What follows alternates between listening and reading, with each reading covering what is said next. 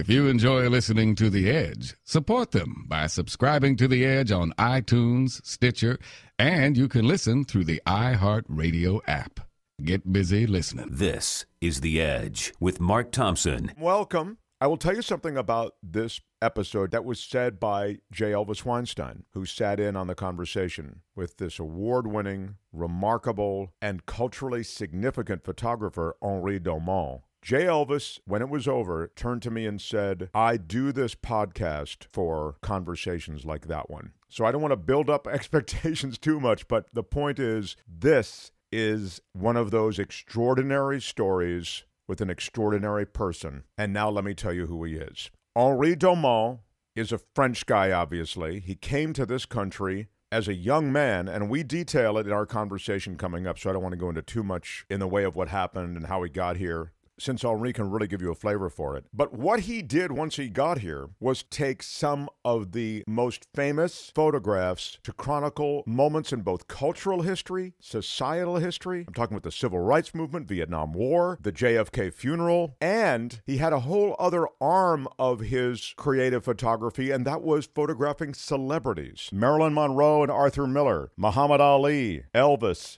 Jane Fonda, the biggest celebrities at the time. And those pictures appeared in magazines across the world. But as a Life magazine photographer, his photographs became famous. Now, those photographs have been collected and are showing in galleries and museums around the world. And a documentary has just been completed about Henri Dauman's life, because his mother and he survived the Nazis in Europe, and he goes on to be this award-winning photographer. All of it's chronicled in this film, Henri Dauman Looking Up. We'll begin with his iconic photos, but I will get to these questions of the rise of Nazism in Europe, which coincided with Henri's birth, and his family's amazing story. And as I say, it's not all good amazing. It's amazing the tragedy they endured, but it's also remarkable for the good luck that Henri was to have in a couple of key instances. Then I mentioned the film. The director of the film is how we finished this episode. We talked to him briefly just to get an idea of how you would tackle a guy whose personal life has such a rich history, but then whose images are of such significance. And it's done brilliantly in this film, Henri Dauman Looking Up. And that film will be released in the months ahead. So it's our conversation with Henri Dauman. It'll be followed by the director of Henri Dauman Looking Up, Peter Kenneth Jones. Thank you for supporting us. Thank you for subscribing. Thank you for 5-star reviews. We try to keep good episodes coming. I really think you'll love this episode so much. If you're going to shop Amazon, do it through our website, edge-show.com. It's the same Amazon you would normally get, but we get a little piece of whatever you spend because you go through our website, edge-show.com. You can reach us by email, edgewithmarkthompson@gmail.com. No more preamble. Let's get started. This is The Edge. The advantage, it means. Hey, look, I just spit on me for no reason. That's horrible. Is there some comfort in uncertainty, do you think? You're a degenerate. Because Australian Shepherds need action. Wow. Yeah. This is The Edge. That's a self-loathing term that I use. Oh, got it.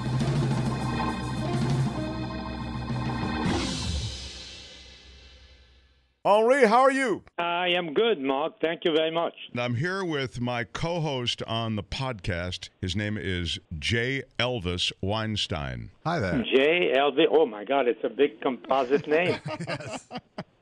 J. Say that again. You can call me Josh. His name is Josh, his first name. But his real, My professional Writers Guild name is J. Elvis Weinstein. Tell Henri why you have the name J. Elvis Weinstein.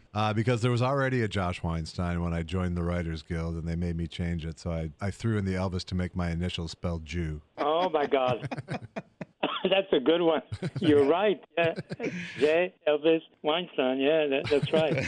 Josh is a documentary filmmaker himself. He's a comedy writer, also a producer. He's done a lot of things. So he's just a brilliant mind and very funny, and as you can tell already. And easily flattered. Well, that's good. We could use some comedy. Yeah, we sure could. Where have you been? We need comedy. Yeah. I'm working on it, Henri. Good. So it is such a pleasure to have you on our show. I just saw the documentary. The documentary chronicles your life and your world around photography in so many interesting ways, some of which we'll touch on here. In any case, welcome, sir. Thank you. I'm glad to be here. When I saw your exhibition, I saw an exhibition of all your photos. I never realized that as far as you were concerned, I mean, these are photos that are hanging in a gallery. Henri's view was that these shouldn't be hanging in a gallery necessarily. He didn't think of them as works of art per se when he was originally chronicling. Isn't that right, Henri? Yes, obviously. These pictures were done for magazines and newspapers, in particular illustrated magazines, and they fit best when they are on a cover, a double page or even a quarter page, to tell a story that we can enlighten people with and tell them about new upcoming things and new development in our world, and etc. So I was very surprised. We started the first exhibition in 2014 in Paris, and I could not believe what I saw. I saw people coming out of the exhibition in tears. I say, oh my God, I've become a rock star. The last time that I saw a lot of women crying was taking pictures of Elvis Presley. That's right. I rode the train with him from New Jersey to Memphis, and at each stop we would make, the girls would throw themselves at him and start screaming and crying. This is when he was inducted into the Army? He had just come out of the Army. Okay. I did both, actually. I did when he left to Germany and when he came back. And I rode the train to Memphis with Elvis when he came back from Germany. Wow. Yeah. So anyway, in any event, I saw those pictures. I mean, I saw people coming out of the show in tears and spoke to some of them, and they tell me that they were reliving a good deal of their life in the last half of the 20th century. So that was kind of very interesting to me, because I thought those pictures had no life in them anymore, because the magazine world had pretty much died. So we had no more stage in which to perform. And it was a pleasant surprise to see that people were still emotionally involved in watching those photographs. And unbeknownst to me, it did tell a good deal of the story in the 20th century, or the last half, at least, of the 20th century. Did it bring any different objectivity to you seeing this work, both with many years since you took the photos and in this different context? Did it change your opinion of yourself as a photographer at all? No, not really, because we were always storytellers. You know, all of us, we were photojournalists, working for magazines such as Life or Look and others. We told stories, so it was always exciting to meet some of the most interesting people you could meet on this planet. I met people that were predicting what our world would be like in 50 years, and I saw it happen after 50 years. Case in point is Marshall McLuhan, Sure. a Toronto professor who I did a story for Life. This is a nondescript professor, looked a little bit like Gary Cooper, kind of shy, and he wrote several books, such as The Medium is the Message, The Global Village. And in the 10 days that I spent with him in Toronto doing the story, he talked to me about computers that would eventually be small enough to carry with us, and things such as social media would create a global village, and so forth and so on. Things that I had a hard time understanding, let's say 1970, I think this was. And what he predicted is here today.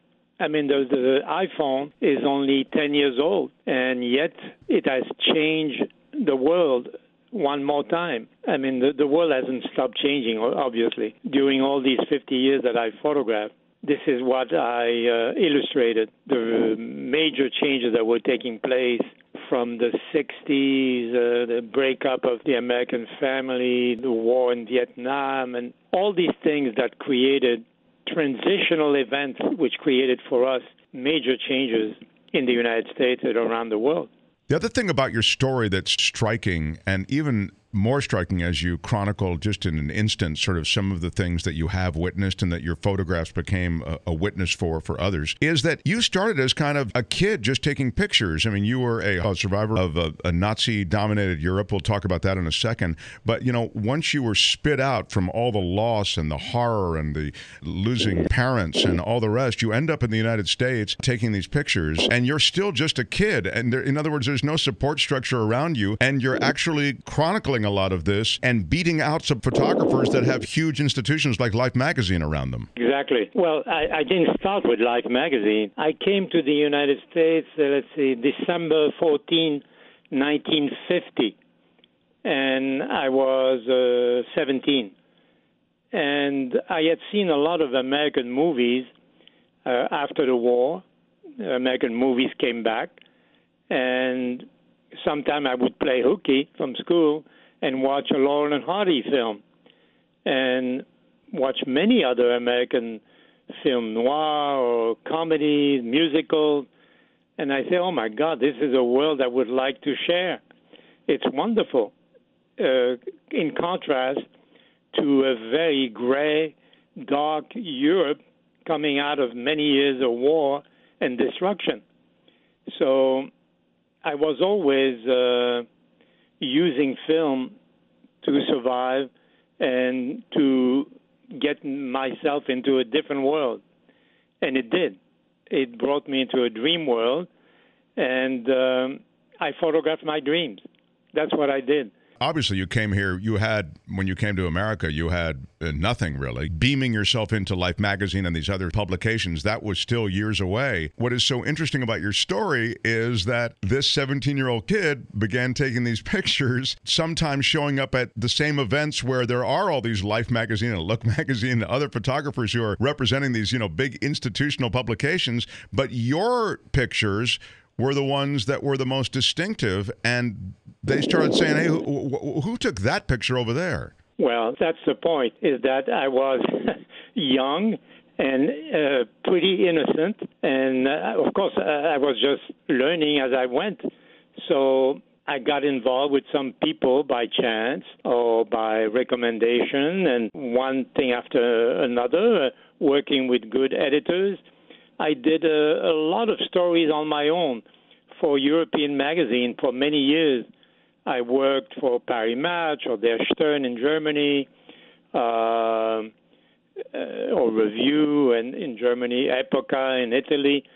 So I became almost like a one-man agency creating stories of what I read in other newspapers, which inspired me, or people that I wanted to meet, which I had dreamt of.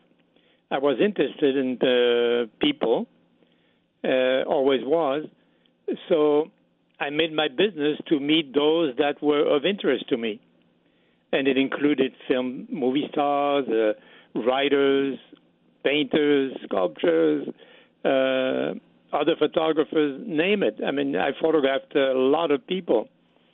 And, of course, as I said before, unbeknownst to me, it told a story of transition in the United States, which I was not aware of. But basically, I was striving what a colleague of mine at Life had said, John Mealy, told me many years ago, in between assignment and the hallways of Life. He said, "Listen, if you can get 10 great pictures in your career, you really made it." And that's what I strive to do. Get 10 great pictures. I'm getting close. And when you look back, it seems as if you worked, obviously photojournalism was a huge part of what you did, but some of that involved going and collaborating with subjects to get a photo. Yes, well, that was the key. This is what made the difference. Life was very rich in those days. They could send several teams, and some of them would succeed, others would not. But here was this little green kid from France, and the following week they could see my stories in the big glossy magazines in Europe, beating the big, rich Life magazine. So in 1958, 8 years after arrived in New York, they contacted me to do a small assignment. That small assignment was a bomb that had been placed at the Russian house someplace on Park Avenue in New York City. That was my first nothing assignment. And one thing led to another. I did bigger things and met people while I had been working also for the arts and leisure section of the New York Times, working with a great editor, Cy Peck, which really made that part of the paper what it was. He had his finger on the pulse, and he would send me on assignment to photograph people who I never heard of. And most of the public, I've never heard of them either. And they became, most of them, icons. So this is how I got going. I did stuff that nobody thought of doing because they did not have their finger on the pulse. And this is what made the difference. And, of course, everybody has a different eye and mind on things. So I guess I was looking at things differently from my European point of view, which is hard to shake, even though I had been there already 8 to 10 years. I'd been in the United States, I meant to say. So this is what made the difference, I think, is that my point of view was different. And I was able to discuss major topics. I was interested in them, and they got interested in me. So that's how we made beautiful images. And when you're talking to somebody before shooting, is that, and obviously, you know, I go through the same thing as a documentarian when I'm interviewing people, you are establishing trust with that person. Exactly. That you're not going to make them look bad or whatever they're worried about. But, exactly. But from those conversations, did you get your agenda for the shoot from those conversations as well? Like, did you discover things from those conversations that say, this is the element of that person I want to capture? Or did you? Absolutely. Okay. Of course. This is what inspires me. I say all the time, you know, I never had a chance because of the war to go to higher level education because I was hiding. And I could not go to grade schools. We were trying to survive with our lives. So meeting and talking to all these people, whether it is JFK, Marilyn Monroe, or an unknown painter named Andy Warhol, very shy, just like me. So we got along. And it allowed me to really come out and do something that was distinguishing me from anybody else. And maybe that's why I kept on working all the time. But it's a tough business. I don't need to tell you. You're a documentarian yourself, and you know how competitive this whole business was and is. Yes. So you had to have something different. And I think this is what I brought to on the table. Well, obviously, taste too. I mean, it seems like all of this just comes down to taste in a lot of ways. When I was watching your documentary, even, you know, when you were giving your suggestions to the director on his shot, you know, yes. it's tilt up an inch, and that's a question of taste. And, yes, exactly. Yes, but everything has to gel together. You see. The technique, anybody can learn that, you know, lighting, doing a backlight, doing this or that. That's easy to learn. But once you know all these techniques, you put those behind and you use your eyes and your brain to create an image or a story that will clearly show what the person you're doing a story on is like. Not let's say, somebody with a big name, so you're impressed. They're superhuman. Many people thought that of people like Marilyn Monroe or JFK. They became icons. But they were just like any of us. And that's the key, I think, is that if you treat people one-on-one as a human being, you get to know what they're like. Were there ever photos where you felt like you ended up sort of giving people more humanity than they deserved because of the quality of the photograph? No question about it. Yes. Yes, absolutely. I want a certain politician that I had to photograph, do stories on. I made them look pretty good. And is that is there a conflict within when that happens? Well, sure, but people always. Many people told me, "You're lucky to be an independent journalist." I said, "Are you kidding? I'm not independent. I work for major publications, including Life magazine or Town and Country." And they put their stamps on the story. They don't necessarily reproduce what I saw and what I photographed. You can change. It's like when you're making a movie, by piecing the pieces of images together, you can tell a different story. So I always said, unless I did a story on my own, when I work for a magazine, I'm not independent. They have the final word as to what goes into their magazine and papers. So sometime I would prevail, sometime not. So you're not always in full control.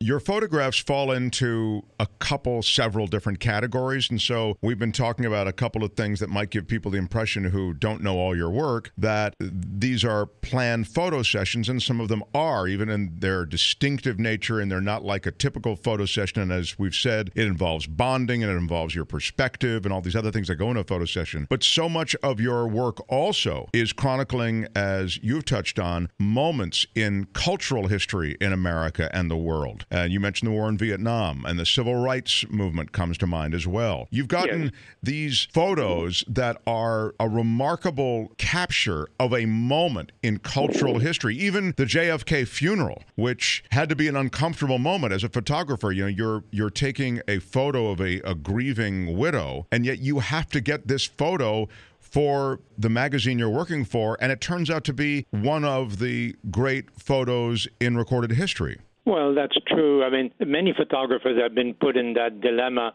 I mean, the photographer who took pictures of a little girl walking on the road naked, half burned. Does he take the picture or does he help her get to a doctor or something to help her? It's always a problem when you're covering situations such as this. You see tragic situation, and the first reaction is that you want to try to help. These are terrible cases and terrible choices to make. But as a photojournalist, you've got to first take the picture and then see if you can help. If you get into those drastic events of war or accidents and stuff like that. So you have to make a choice, and it's tough. It's like a doctor who has to operate on somebody. Slight mistakes and you're out of the game. But there's also that duty as a photojournalist. I mean, that picture of the girl you cited with the napalm burns, the benefit to the world that photo exists because of the awareness it brought to what was happening there on the ground is great. He photographed her for a few minutes, and then he did give her some help and brought her to a doctor. So he did both, which is the right way. But the effect of that photo was transcendental. I mean, it absolutely told a story. And this is what Josh is getting at, and I'm getting at in talking about these moments in cultural history, that they have a life way beyond anything that one could have expected at the moment. That's true. And most of them are very unpleasant to most people. So it's always hard for people to revisit.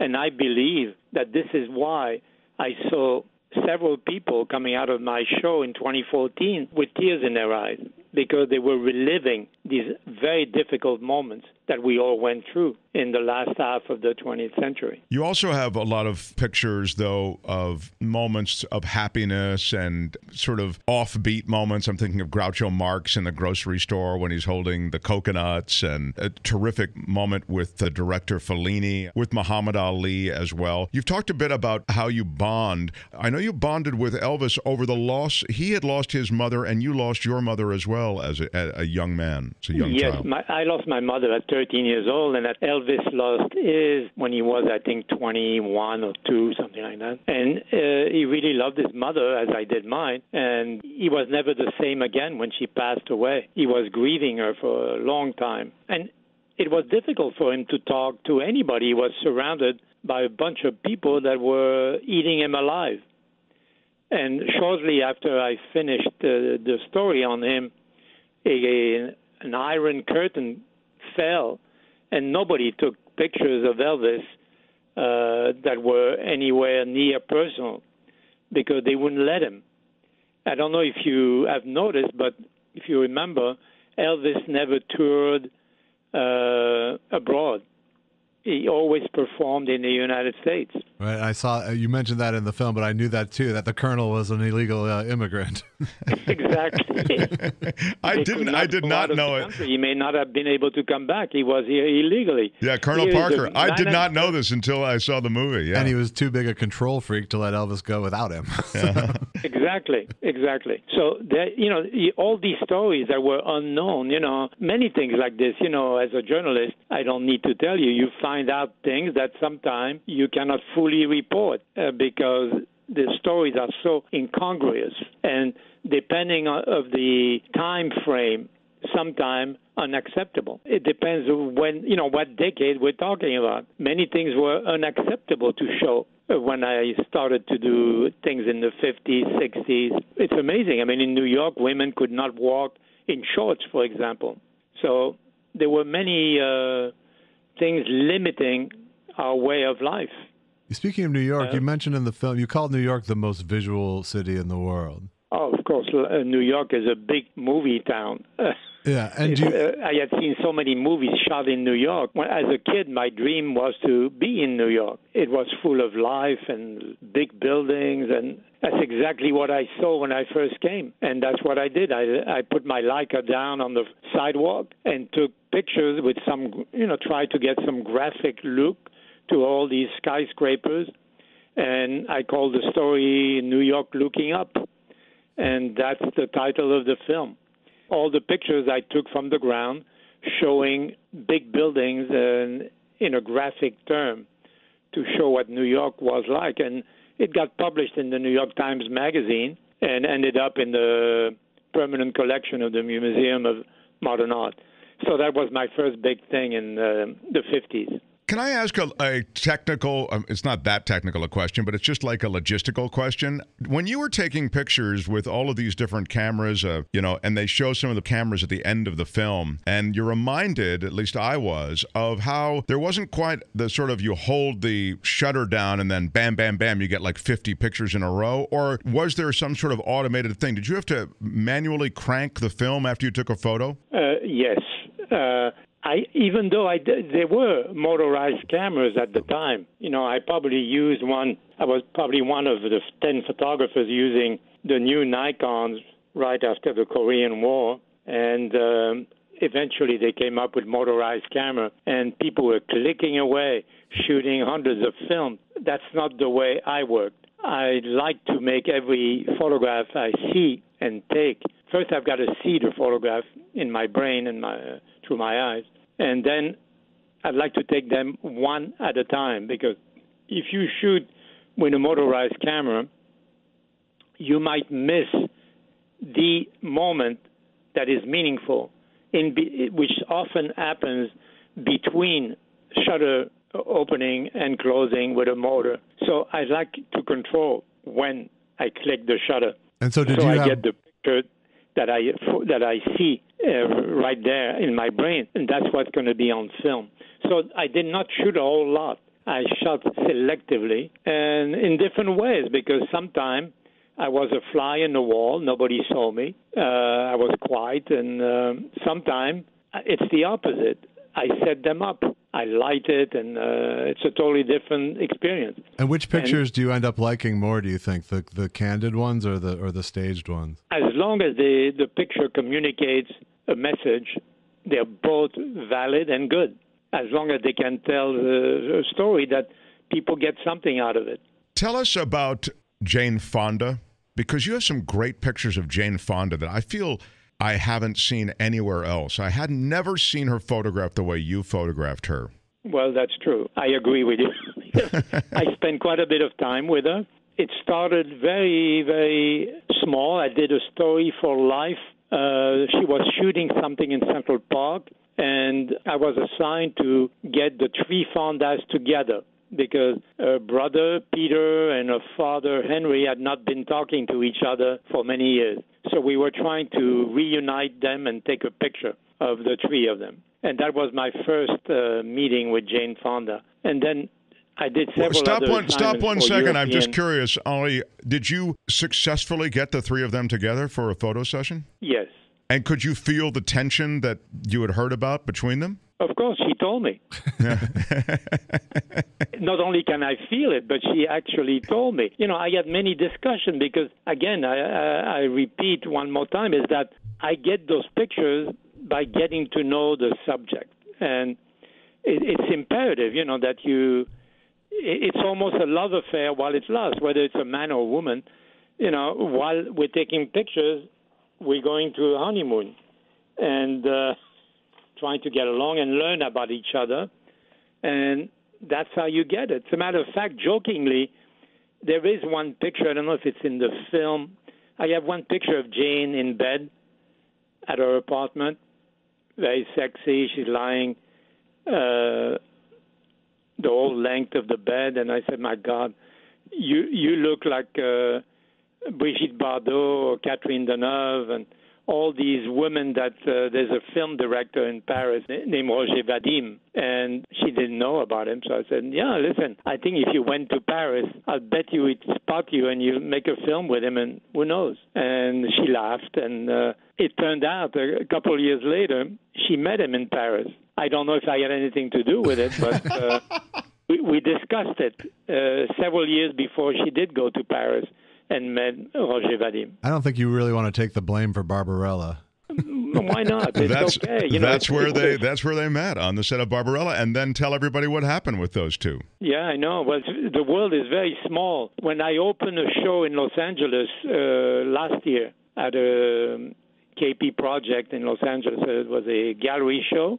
Somebody comes to talk to me, and he says, I'm so-and-so, and I am the boyfriend of Roger Vadim's daughter. I said, oh. And he said, I love this picture you took in New York. I want to buy one. And he told me the whole story, and I told him, you know, we were talking about Paris, and I told him of our conversation, and he had the biggest laugh. He couldn't believe it, because he was there having met Vanessa, Jane Fonda's daughter, with Vadim, and there they were. You know, so small world. That's wild. In a life of wild stories, that is a wild story. I know also that Andy Warhol, after your session was winding down, and he's this artist who's doing this stuff, and they had, I think, as you mentioned, like a big set. Anyway, didn't he try to give you a piece of art? He tried to give you a Campbell soup can? He didn't try. He was giving me a can of, he autographed a can of soup, because I was taking pictures of boxes. At that time, he was drawing big boxes like Del Monte pineapple cans, I don't know Brillo what. pads. And Brillo as well, yes, and Campbell soup. There were hundreds of cans of soup. This was in a Madison Avenue gallery, which was putting on a first big show for Andy Warhol in the form of a supermarket. So you could see soup cans, artificial eggs made of metal. There were several pop art artists at this exhibition. It was called the American Supermarket, and it showed what our consumer society was going for in that period. And that's what Andy did. And I refused to take the can. I said, listen, I've got a whole bunch of them at home. See how foolish you can be. I didn't know who this guy was, and he became a pretty big name in the art world. Yeah, pretty big. That's a good point. Yeah, I did a couple stories on him. And unbeknownst to me, years later, I discovered that he had copied my Jackie photograph. And you sued him, didn't you, or his estate? I sued at that point, he was already gone. So I sued the estate, yes. And because I would have been very proud to have one painting done by him, but he did something like 70 paintings or more. I forget the number, the huge amount. And some of them sold for like $40, $50 million. So, yes, I mean, these are all the elements, but they're all sideshows, to the main event. The main event was documenting and witnessing what was going on in our world and try to explain it to a very large readership. Of course. Yeah, at that time, Life magazine had 8.5 million subscribers which is unbelievable. When there was a photo on the cover of Life, or when there was a spread in Life magazine, everybody saw it. And that was one of the biggest stages available. Exactly. It was what those images were, the images of something. They were sort of viewed as the front and center images. Yeah. Yeah, well, we were trying to, it's not that they were the center of things, but they had enough of a budget to let us really work on a story and get to know people instead of just running in and out, which sometimes I would do. Let's say for the New York Times, an assignment would rarely last more than 1 hour or 1.5 hours. So you had to work very fast. But for Life magazine, you had the luxury of staying with somebody and exploring thoroughly what these people are like. And the only thing I did is tell the story that people told me, what was in front of me and how it affected the people out there, whether it's Jane Fonda, Marilyn Monroe, or Marshall McLuhan, or, very dark people in science, which are creating new worlds for us. And I don't think anybody is doing those stories nowadays. Television is trying, but very superficially. We did stories that had meaning to a large number of people. I mean, very esoteric stories sometimes. I did a cover story on the struggle to be an individual, anonymity. And that was a very difficult story to do in pictures. And they had something like 10 or 12 photographers at meetings. Gordon Parks was there, Alfred Eisenstadt, and all the big names of Life. Wow. And they were trying to get this story across. And I happened to do the cover and a couple spreads inside out of the 10 or 12 that were working on the story. And it showed a montage of 3 photographs. The background was a windows on Park Avenue office building to show the sameness of all the windows, and then silhouettes of people going in the right direction, some going in the wrong direction, and another person erring completely over a background of a red and white arrow. And that was my idea of the anonymity, and it ran as a cover in the 60s, I think, mid-60s. And I saw a similar effect on the opening credit of Mad Men. Oh, yeah. A silhouette falls from a skyscraper. Right. It was a very similar idea. So I'm sure I that's don't know not whether they got the idea from us or not, but I liked the show a lot, so I didn't say anything. I'm sure that's not the first art director you've influenced. Exactly, yeah. It's kind of an incestuous world. I mean, you have artists like Andy Warhol, and now copying goes on like crazy. Everybody thinks because a work of art exists, they can use it and transform into their own piece. But that's not quite the way it works. Right. So we're living in a strange world now, which I don't think that many of the stories that could be told are told. Plus, a lot of people get news from sources that are very, very, how shall I say? Questionable? Huh? Questionable? Agenda-based? Questionable, exactly. They don't, when we did a story, before I went, there was a researcher really digging into the story. I had a lot of information coming in that I could use to develop further, and that's what I did. So we were able to tell unusual stories and explain some of the things that were about to happen. We really were the precursor of social media, but we did it on the printed page. Well, and that's what I was going to ask. Yeah. I'm sorry to interrupt. But that crossroad into social media is what I wanted to ask about, is that it does feel to me in some ways like we have returned to photo-based storytelling, but the photography has become democratized. Everyone has a camera in their hand now. And exactly. So you sort of have to average out the quality of the content and make your own conclusions instead of one great photo saying something about them. But does that cheapen photography? Does that, is that... Well, no, because you can still create images. It's just that there's a limited stage where you can play. So, we are like actors without a stage right now. There are no magazine of consequence where you can really tell an important story. And, God, there are many stories that need to be told right now. I wish that we had a Life magazine to tell our stories of what is going on now, because maybe people would understand our world a little bit better and not make the same mistakes that we have made over and over. And that's the whole point why I made this movie. I had no intention of making a movie of my life, even though I thought that my life had unraveled pretty much like a movie. And I had always thought that my life was a movie, but not to the point where I thought I would ever make a movie about my life. So I think what is not happening today in social media is that, yes, millions of people are telling a story of their private lives, and it sure tells a piece of a story, but it's not always enlightening. As we did on some of the stories we did back then in the golden time of photojournalists, we were able to enlighten people with things that were about to come, whether it's a new movie star or a new scientific discovery. It's just not there anymore.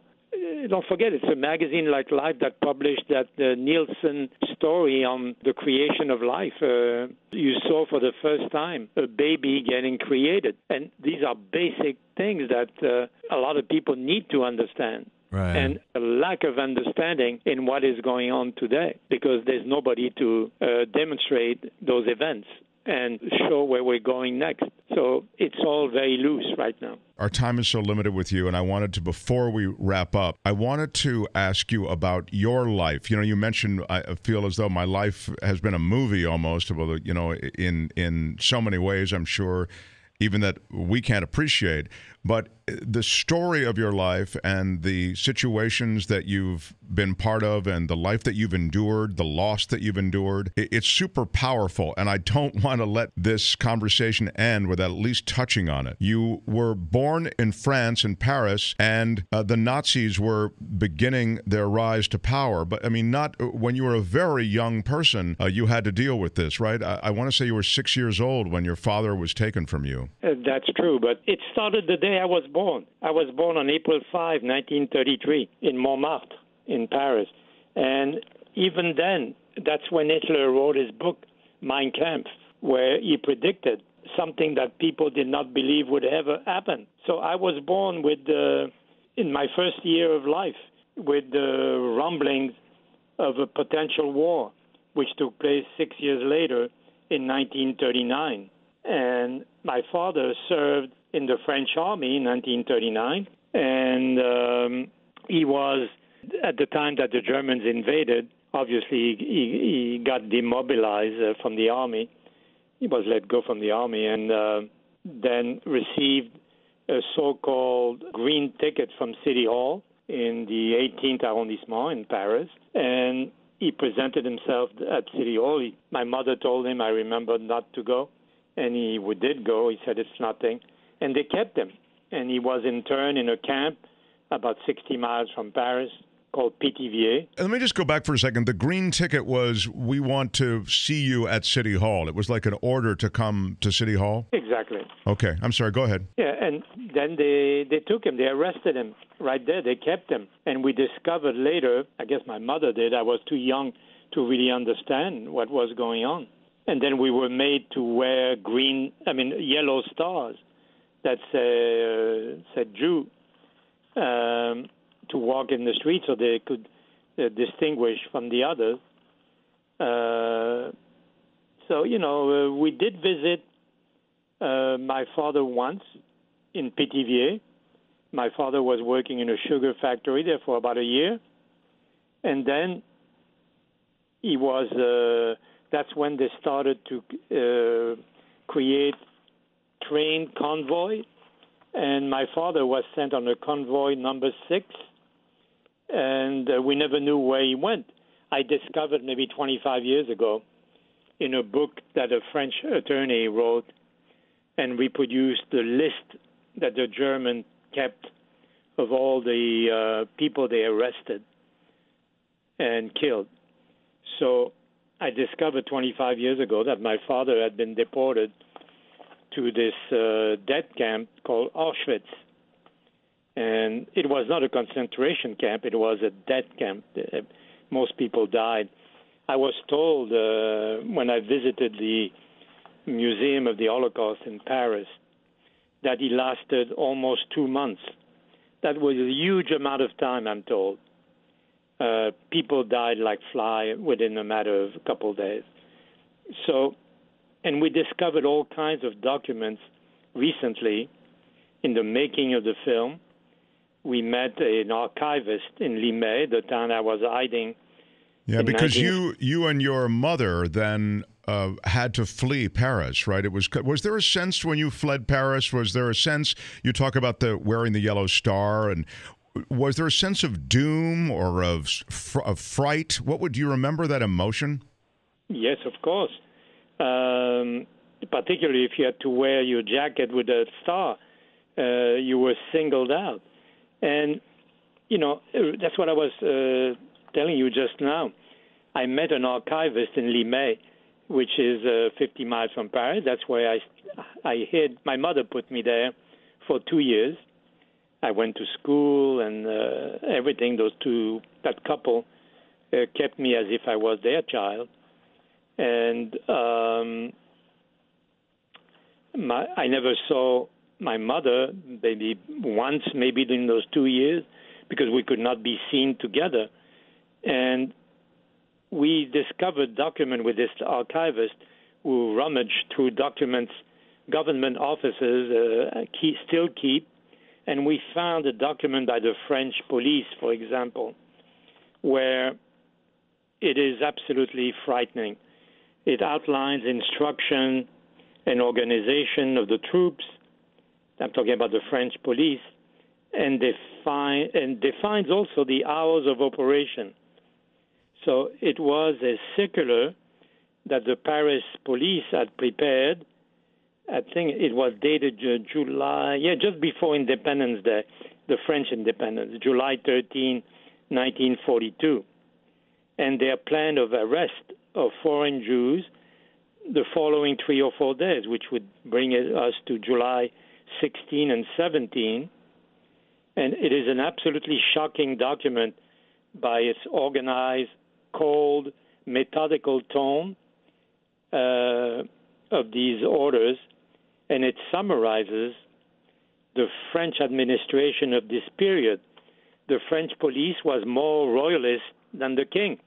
The Nazis told them to arrest only the adults, but the French police decided, what are they going to do with the children? So they told the Nazis, no, we're going to arrest the whole family, children included. So they came knocking at our door on, I don't know exactly whether it's in mid-July. It's either July 16 or 17, because that's where the order from the police, the document that we found. And they had planned everything. They had 3 buses waiting in our section of Paris. They knew exactly how many people they were going to get. And they knocked at our door. And my mother, by chance, saw civilian policemen crossing the courtyard from our window. She said, some police people are coming. And they were coming for several Jews that were living in the building. And they knocked at our door, and we did not answer. My mother had put a double lock on the door, and we tried to keep silent. And unbeknownst to us, of course, they knew exactly till what time they were working. And when lunchtime came, they left. And thank God that they had certain hours of which they're working, and other hours they don't work. So we left at 12 noon after they left. They were unsuccessful in knocking down the door. And they just broke for lunch. As a matter of fact, I must add that things that happened during all the side events of war, a neighbor provided an axe so they could bring down the door more because they were looking to get our apartment. Wow. Wow. So is that right? That's unbelievable. All these subtle things that you never understand happens during war. And they were unsuccessful in getting us. We just left at noon and never came back, never looking back. And my mother took me to Limay, where I stayed for 2 years. And unbeknownst to me, I was right near the headquarters of General Rommel, who was heading the Nazi troops in that area of Paris and preparing for a possible landing. And we were being bombed every night. Wow. And you saw in the movie there are incidents that took place where I almost lost my life a couple times. And it's a miracle, I find, that I survived that long. Well, your life is marked by several miracles, and the film is, to me, was very powerful when you're going back to find that home, to find this place where you were and where these miraculous things happened that enabled your survival. It's very powerful. The film for me was interesting in that I was telling Josh this before we went on the air. In that your photos are so full of life and light, and you yourself are someone very. It's interesting because you're so light of spirit. You have this sense of humor, and you have just and this sort of and in the film clearly an optimism. Yeah, right, a sense of optimism. And then as I watched the film, I was weeping through the all of the things that having to do with the Holocaust and this child having to endure all of this. How do you, and maybe you cannot answer this, but how do you process it such that you are able to maintain the lightness of spirit and the optimism? Well, I'll tell you, it's not easy because it's a matter of survival. And I had so many horrendous events take place around me that you have to take it. I grew up very quickly when I was still a very young man. Today's teenagers are not grown yet. They're lucky to take their sweet time to become adults and grow. I had to grow very quickly and survive. And this gives you a permanent optimism to go further because you've came so close to death and horrors. I have seen more horrors that I want to describe. And I had to do it in order to compensate for the evils of war that killed most of my family. I had to recreate a new family. This is what I did. When I sat at the dinner the day of the opening of my show in Paris in 2014, there were 35 members of my immediate family, children, grandchildren, that I had created since coming in 1950 with nothing in my pockets. What kept me alive? Watching American movies, whether it was Esther Williams, Cary Grant, or a musical with Gene Kelly or Fred Astaire. It kept me alive. It brought me to a different world, and I was able to take the how shall I call what I had to go through? I mean, it's something that you don't want any child to have to ever go through. It's worse than cancer because everybody gets affected and you don't know that it's happening. It's very subtle when these events take place. At the beginning of World War II, who knew that they were going to take people and kill them just because they are of a certain religion or belief? They would take gypsies, they would take homosexual, whatever they didn't like. They would just take them and kill them. And so violently that, after a while, you learn to ignore many of these terrifying events, and survival sets in, and that's what it is. And I really meant it when I said at the beginning of our conversation, all the people I had seen in movies. I wanted to meet them and see how they could create such a world. I was even impressed with a movie which was ahead of its time with Jimmy Stewart. Let me see, what was it called? What was it about? It's a Wonderful Life. Oh, sure, Frank yeah. Capra. Yeah. Where one person makes a difference of how the town grows and what it would have been without him being there. Right. And this is what has driven my life. It's one person can make a difference, and there's proof of it. And that's what I did. I photographed all my idols, spoke to them, and learned from them. And that was my experience of going to university. Yeah, I mean, well, you're, and even the photography part of it, you're self-taught, and it's remarkable. I mean, here you are, having recorded all of these personalities through in different photo sessions, but more to the point, all these cultural events in significant moments within the culture and within the society. It's a remarkable thing, and I love the movie. The movie is Henri Dauman, Looking Up. And I'm still looking up. I want to thank I think I'm 22, but I'm really going. I'm on 86 now. I know it's crazy. But you're a young 86. I'm a young 86. That's correct. That's you what do my 86 wife very well all the time. My wife relates the story to me, and saying she was in Argentina growing up as a kid. And she remembers all my pictures she had seen in Life magazine and other magazine. She didn't know who took them. Wow. She remembers all the photographs, whether it's Jackie Kennedy with a black veil or what other story did she see? She saw many stories. What is that? A plane crash in Brooklyn in the street. She remembered those photographs. Wow. So I guess many people do remember. And it shows we made a little bit of a difference, and maybe people learn something. And that's what we need to strive for still today. And I accepted to make the movie just for that reason. I felt that once our generation is gone, there will no longer be eyewitnesses of these terrible events that took place and could start over again at any time without anybody noticing that it's happening. Because it is so subtle when it happens that nobody believes it.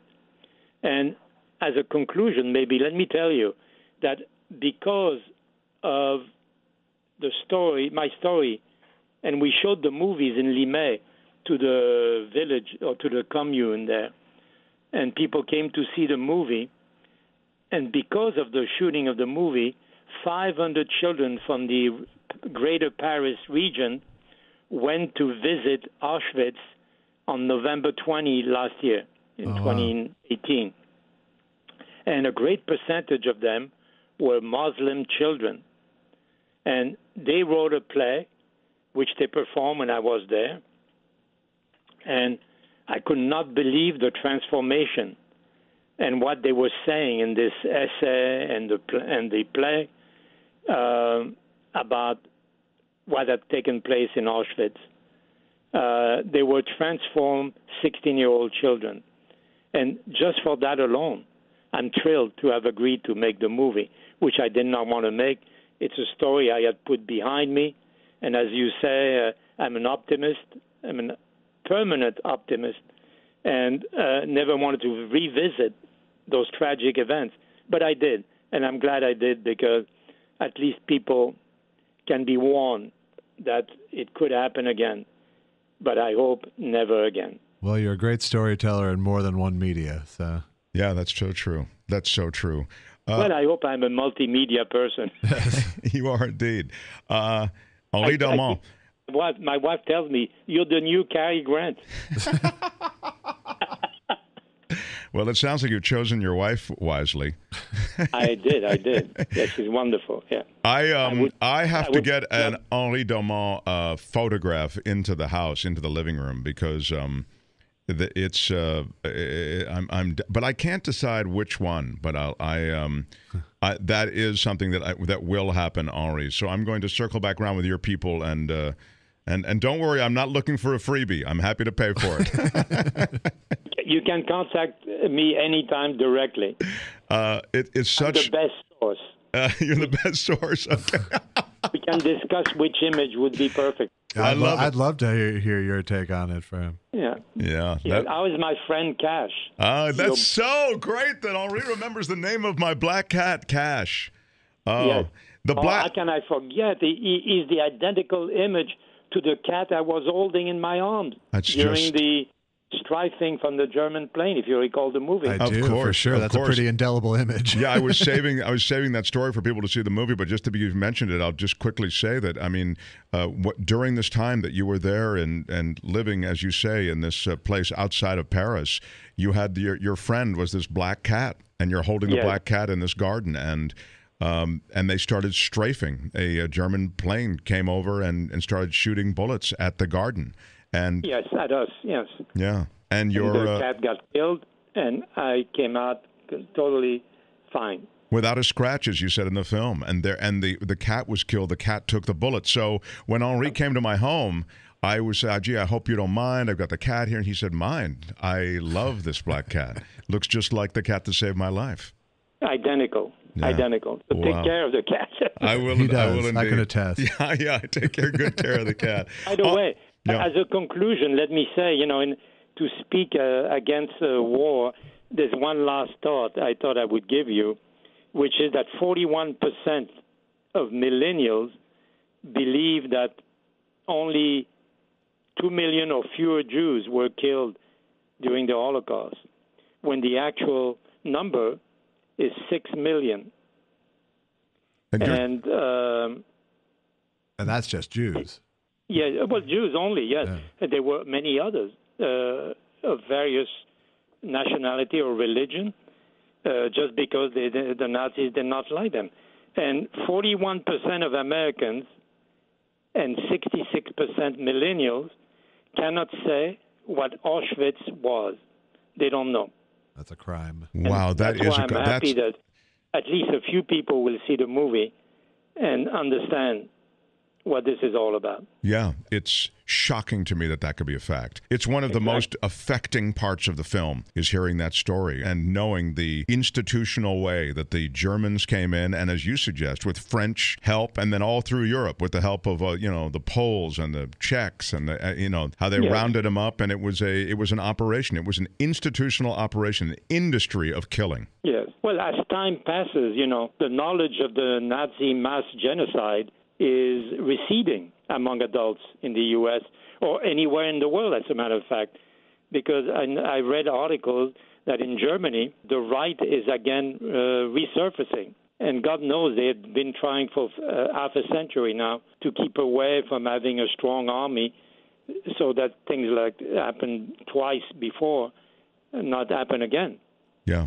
It seems incredible that, especially there, the epicenter for such horror, that it could rise again. But as you say, it could happen anywhere. It could happen anywhere, and nobody believes it when it happens. My mother told my father. Can I say for another? Yeah, of course. Go ahead. Yeah, my father. When my mother and I visited PTVA, which was the French camp, it was guarded by the French police only. It was possible for anybody to escape if they wanted to. And my mother told my father he should escape. And he said, no, they're going to let me go. There's word that all the people that served in the French army will be let go. And I'll be free officially soon. And in between, apparently a Nazi order came to the camp, and my father was sent on convoy number 6 to Auschwitz and never came back. So he could have escaped, but he did not believe that they would do anything to hurt them.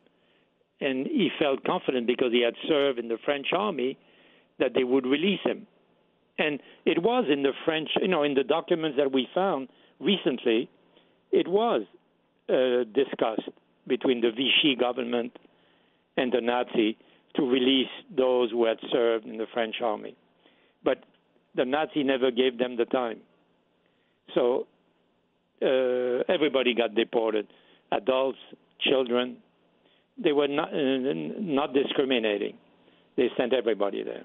In the end, as a matter of fact, recently there was a lawsuit against the French railroad company, SNCF, and they contributed millions of dollars or euros to a fund which was distributed to survivors of the Holocaust. Really?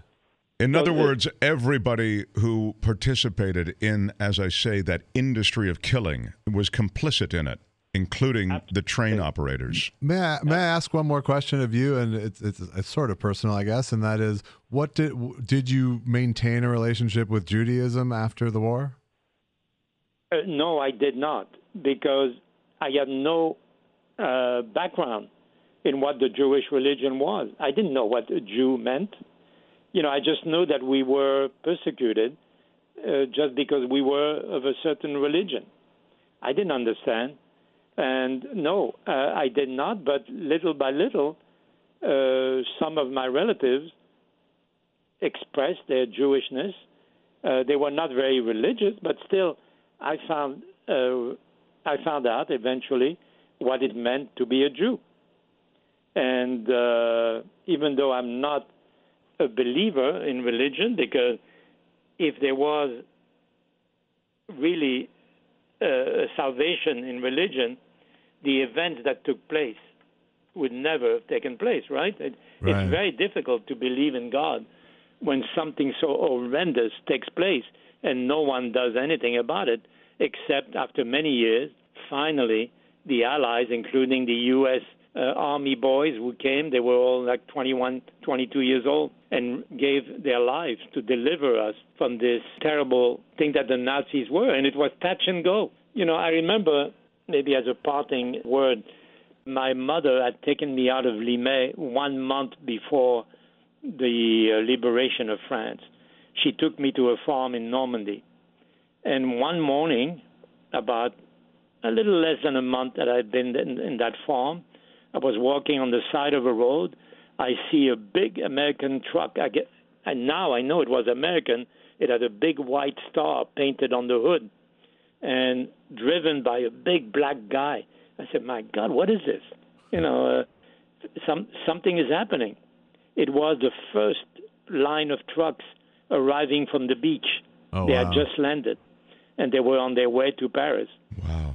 But by then, General Rommel, who was stationed right near where I was living, only a couple miles away, had already gathered the troops, which had been dispersed in other regions because the U.S. and the UK had made believe that the landing would be someplace else, and somehow Hitler boarded. So I saw the first truck coming down the hill, and that was the first sign, and I didn't even know that this was to be a huge battle around them going to Paris. They were able to delay the U.S. Army and the British for several months before arriving in Paris with their Panzer tanks and stuff like that. So the fight did not stop easily. It took a year to get to Berlin and really get them. And I just, it's still in the news. I read in the New York Times just yesterday that the Germans looted Hitler, who looted them, about the artwork that he had gathered. Many people invaded his headquarters and took a lot of paintings that he had looted from many Jews throughout Europe to create a museum someplace in Germany. Is that right? I didn't see that story. That's wild. 70 years later. Yeah. I knew about of course, they took all the art and all the possessions of the Jews, right. But I didn't know. There's a technical law, apparently, in Germany that if you own something for 10 years, you're the owner. So it's very difficult to recover the art that was stolen. So the repercussion of war lasts more than a century. We are on the 70th year, and we're still talking about it. Right. Henri Dauman, thank you so much for the time and for the gift that will endure. I mean, these moments and the way you've recorded them, these photographs, they will continue. I hope so, yes, and I was not aware that it would, but I'm so happy to see that it does. So it brought a new life to my creation, and I'm very happy, and I'm also very happy that people will be able to see on the screen one of millions of stories. I hope it's representative to show the destruction of war if we let it happen. Indeed. And we'll have information on seeing the film, and we'll have information on Henri's photos and where you can see them. All of that will be on our website. So thank you, Henri, again. Appreciate it. Thanks very much. It was an honor to have this conversation with you. Really was. Thank you very much. Nice to meet you both. Likewise. Yeah. Bye-bye. He's great, huh? Absolutely. Imagine you take your kid out you rescue your kid, you think you're taking him to safety, and you take him to Normandy for D-Day. I know, pretty wild. The other thing about his story is it's just one remarkable moment like that after another. I mean, really, he talks about this is just one more story. And in a way, I'm sure it is just one more story. But in another way, this story really was marked by a lot of... Yeah, it was pretty Job-like there for a while. Yeah, particular moments, right. So let's get the filmmaker on the phone, and we'll just wrap up with him for about 10 minutes. Is that cool? Sure. Hello? Hey, Peter. Hey, Mark. How's it going? I'm here with my co-host on the podcast, J. Elvis Weinstein. So you'll hear me say J. Elvis occasionally, but it's Josh. Okay. Hi. Josh is also a documentary filmmaker and cool. and a comic and a writer and producer. And way more talented than me. No, he's very talented, but so are you. I really liked the film. I did too. Thanks so much. So we just spent a good chunk of time talking to Henri, so this will be probably painfully short. But that said, I really did. Whatever. I know you don't care. So, but I care because I was really moved by the film, and the film has a sense of humor about it. It has a tremendous emotion about it. I just like, wow, it was really impressive. So, thank you. Tell me how this film happened, Peter, because there's a lot of life you got to pack into this documentary. Right. Yeah. So I guess the original sort of bare bones synthesis of the film is what is talked about in the film. We had seen his photo exhibition in 2014, the big one in Paris, which is his first exhibition of his work ever. And as he talks about in the film, he'd never seen his photographs on the wall like that. So that was my first time meeting him. And I was blown away when I initially met him, like just all the film people that he had photographed, all the great French directors, American directors. And I was just kind of like, wow, this is really cool. This old Frenchman like photographed all these really amazing film directors. And at that point, I talked to Nicole, who's the producer of the film and also Henri's granddaughter. We had talked about maybe doing something, but we were like, I don't really know. We'll see what happens. And then about a year after that, Nicole went to Israel. I believe it was on her second trip there. And she went to, in Israel, a place called Yad Vashem, which is a sort of Jewish museum. And she was there looking for information about her great-grandfather, whom she knew perished in Auschwitz. But when she typed in the last name, Dauman, up popped her grandfather's face, Henri. And she had no idea that this testimonial even existed. And actually, to this day, she's the only one in the family who's ever actually seen it. It's a video testimonial? Yeah, so in the 90s, after Schindler's List, or around that time, Steven Spielberg did the Shoah Project, where he basically wanted to get on tape any Holocaust survivors' testimonial, their story, so to archive every story possible.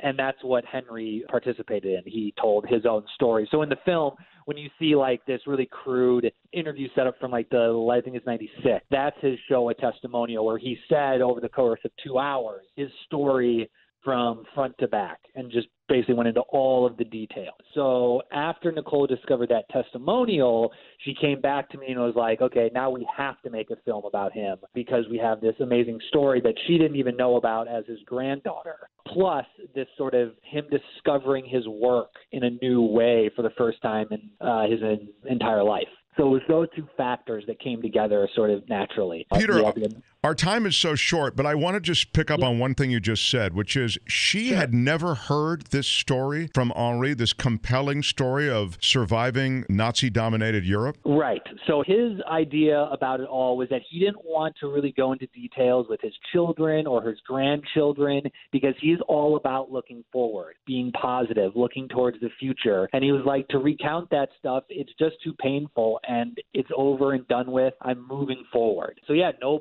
even his daughter, Nicole's mother, didn't know the details that he went over in the show a testimonial. Wow. And I thought it was a very interesting choice that you used the actual show a testimonial rather than have him retell the story for your cameras. I think the gravitas of it being his official testimonial was a great choice. Yeah, and I think practically it also worked well because something that it became, as we did multiple interviews with him, it was sort of, it's exhausting for him to tell this massive story over and over again. So luckily, we already had this document from 1996 where he laid it all out for us. And then we could go in and, go into details, be like, okay, well, that you talked about there, let's have you talk about that a little bit more. So it was a really great tool that we were able to use. And the other choice that I thought that was really great was your use of outtakes of him directing was so enlightening to the enlightening and fun. It was brilliant. Yeah. Sure. Yeah. I mean, that's our favorite part too. And that was something very early on in the process. Even when we were talking to him,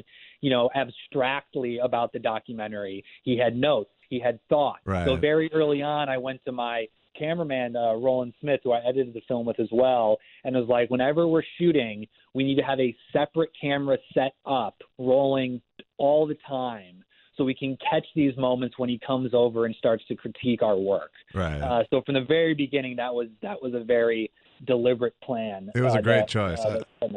Thank you. And then finally, you have to take all of these photos, all of these moments, all of these pictures, all of these magnificent things that reflect Henri's work, and you have to work them into the film somehow. And you've done that with the stories that live alongside them. And that had to be like, picking, favorite children. I mean, it's pretty hard. Yeah. That was absolutely the situation. And it just came down to sort of, which pictures did he have stories about? Let's include those. Okay. And then let's also include the big ticket sellers, the ones that everybody's going to know immediately and they're going to be drawn to. And then on the third level, let's find some hidden gems that you just wouldn't really realize are so great. Like my favorite photograph of his is not even a famous person. It's of a Long Island teenager. He's hanging out the side of a car, looking forward off frame. And it's just a really great natural picture that looks like a frame from the 400 Blows. And it's just really good. It's not a famous person. It was for a little story he did on teenagers living in Long Island. And it's a really fantastic photograph. And those little gems like that was really fun to discover and put into the film. We share our studio with the Los Angeles Dodgers, believe it or not. So I have to wrap up to make way for the goddamn Los Angeles Dodgers. But if I had a nickel for every time I've been kicked out of a third-sided Dodger, that would be a rich man. But Peter, I loved the movie. I sent you an email right after I saw it. I was in tears because I can't, the Holocaust stuff just lays me out. It was so powerful. Josh appreciated the movie in even other ways. So when we got together today, we were just like, just babbling about how much we loved it. But I really applaud you. You did a great job, and I don't think it was easy. Thank you. Thank you so much. And no movie is easy to make. So It's true. I'm not a rarity to that. If you want to see the movie, Henri Dauman, Looking Up, where can people see it? Those who won't be lucky enough to be at a festival or something, is it going to be streamable, or is it streamable? Oh, yeah. So all of those machinations are in the works right now. We're looking at something like early next year. That's what's being thrown around. It's still, documents have to be signed. And, sure. I'm going to keep our audience posted and we'll update it. But again, Congratulations, and let's be in touch because I'd be happy to pass the information on to the audience. Great. Thanks so much. Thanks for your time, guys. Great job, Peter. You too. Thanks. Bye. I hope you enjoyed our conversation with Henri Dauman and also with Peter Kenneth Jones. I will keep you updated through this podcast on the film when it is released. Thank you for all the ways you support this show. I do appreciate it. Thank you for your patience on episodes as we maintain a certain basic quality. And more than anything, thanks for subscribing. I also want to quickly mention that J. Elvis Weinstein has a comedy album. It's called Chunks. Buy it on iTunes the way I did. Worth every penny. Until next time, bye-bye. Oh, okay. Let me just. I want to thank you for all the ways that you support my friends on the Edge podcast. And if you haven't already, why don't you show your support and subscribe? What's the matter with you? Go to Edge Show. Oh, it's Edge Dash. What's with the dash? Stupid. All right, I want to thank you for all the ways that you support my friends on the Edge podcast. Show your support and leave something on their website, edge-show.com. Stupid. Why is there a dash? edge-show.com.